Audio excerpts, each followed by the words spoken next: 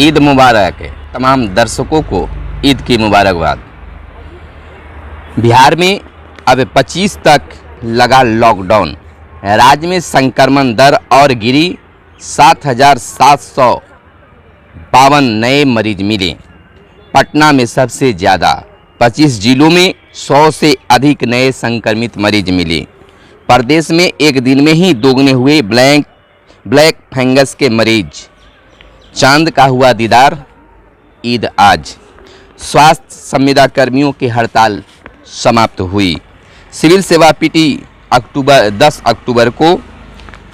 इधर बिहार में संक्रमण दर गिरने से लोगों को राहत हुई है। बिहार के मुख्यमंत्री नीतीश कुमार ने भी कहा है कि यह लॉकडाउन का ही परिणाम रहा, लोगों का सहयोग का परिणाम रहा। बाढ़ पूर्व की तैयारियों पर 26 जिलों को किया गया अलर्ट। देखिए, कोरोना संक्रमण के साथ अब बरसात आने वाली है, जिसमें बाढ़ को लेकर भी एक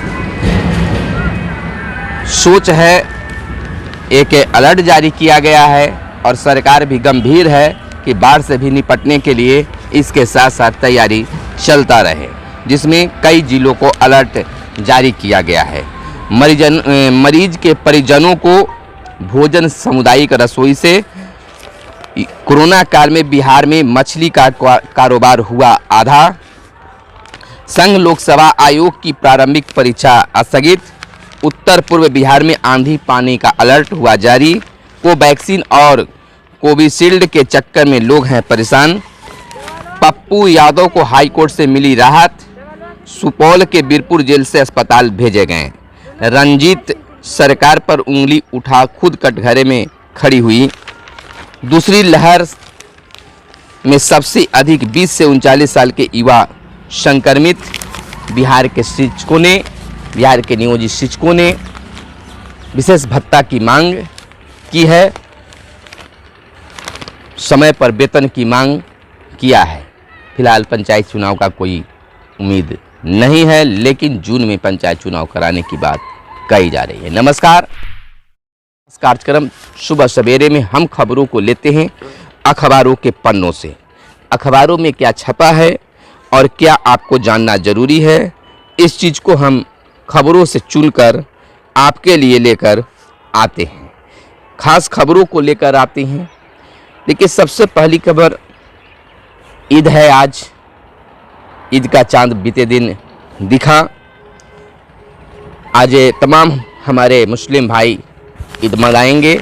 मगर संवाद भी तमाम व्यूअर्स को ईद की मुबारकबाद देता है। देखिए, बिहार में कोरोना का स्तर जो है, संक्रमित मरीजों की संख्या जो है, वह धीरे धीरे कम होता जा रहा है। लेकिन इसका मतलब यह नहीं कि हमें लापरवाही की ओर बढ़ना है। लापरवाही नहीं चलेगी। लापरवाही फिलहाल नहीं करना है। इसको लेकर 25 मई तक ऐसे बिहार के मुख्यमंत्री नीतीश कुमार ने ट्वीट कर समय अवधि बढ़ा दिया है। इसमें क्या खुलेंगे, क्या बंद रहेंगे, तमाम चीज़ों को हम बताएंगे। लेकिन उससे पहले एजुकेशन समाचार हम बता देते हैं कि पुरुष नियोजित शिक्षकों ने भी तबादले को लेकर मांग किया है कि महिला और दिव्यांग शिक्षकों के साथ पुरुष शिक्षकों का भी ऐच्छिक तबादला हो। सरकार से, शिक्षा मंत्री से और शिक्षा विभाग से किया है।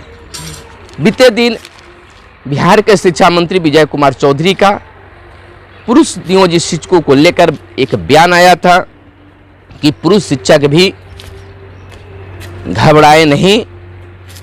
महिला और दिव्यांग शिक्षकों म्यूचुअल ट्रांसफर के बाद पुरुष शिक्षकों के भी ऐच्छिक तबादला के संबंध में सोचा जाएगा। उस पर विचार किया जा रहा है और उनका भी तबादला होगा। कितनी रिक्तियां किस जिले में हैं, किस विद्यालय में हैं, तमाम ब्यौरा आने के बाद उनका भी ट्रांसफ़र किया जाएगा। पंचायती राज एवं नगर निकाय शिक्षकों ने उठाई है विशेष भत्ते की मांग। किस कोरोना संक्रमण के बीच शिक्षकों में भी एक भय व्याप्त है। कई शिक्षक भी कोरोना से उनकी मृत्यु हुई है। जिसमें विशेष भत्ते की मांग शिक्षकों ने किया है। इधर प्राइवेट स्कूलों ने उठाए सवाल, रिजल्ट के पैटर्न में सीबीएसई लाए बदलाव। सीबीएसई के पैटर्न में बदलाव लाने की बात की जा रही है। पुस्तकालय अध्यक्षों की बहाली की भी मांग होने लगी है। नियोजित शिक्षकों एवं संविदा कर्मियों को बीमा कवर दे सरकार, बीमा कवर की मांग, विशेष भत्ता की मांग बिहार के शिक्षकों ने भी किया है।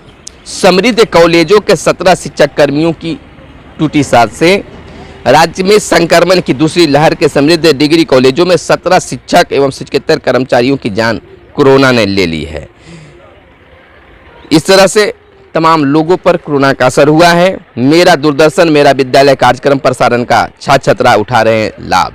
देखिए, बिहार सरकार छात्रों को कम से कम पढ़ाई से जोड़े रखे, इसके लिए दूरदर्शन पर दूरदर्शन मेरा विद्यालय कार्यक्रम के नाम से 11वीं और 12वीं की कक्षाओं के लिए कार्यक्रम का प्रसारण किया जा रहा है, जो सुबह 11 बजे से हो रहा है। तो यह भी बच्चों को सीधा पढ़ाई से जोड़े रखने के लिए एक पहल कह सकते हैं, लेकिन इसे सफल विशेष रूप से नहीं कहा जा सकता है। दूसरी बड़ी खबर की अगर हम चलते हैं तो देखिए, पहली लहर खासकर वृद्ध जनों पर रहा, दूसरी लहर जो है युवा लोगों पर हो रहा है, और तीसरी लहर पर यह आशंका जताई जा रही है कि जब वृद्ध युवा अगर टीके का दोनों डोज ले लेते हैं तो ये असर फिर बच्चों पर पड़ेगी। लेकिन अब सरकार जो है दूसरी लहर की तरह तीसरी लहर में को इस तरह का भयावह स्थिति देखना नहीं चाहती, इससे पहले ही तैयार रहना चाहती है। कई अस्पतालों के भी निर्माण हो रहे हैं, ऑक्सीजन की व्यवस्था हर किया जा रहा है। सितंबर में यह लहर आने की उम्मीद जताई जा रही है, तीसरी लहर, तो उसके लिए सरकार तैयार है।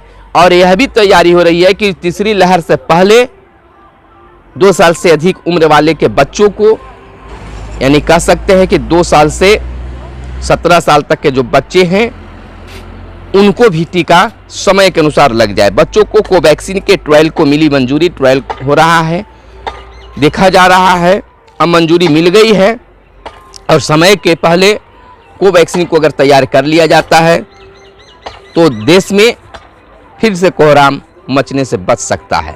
और नहीं तो अगर बच्चों में यह तीसरी लहर का असर रहा तब तो भयावह स्थिति पहली और दूसरी लहर से भी भयावह स्थिति हो सकती है।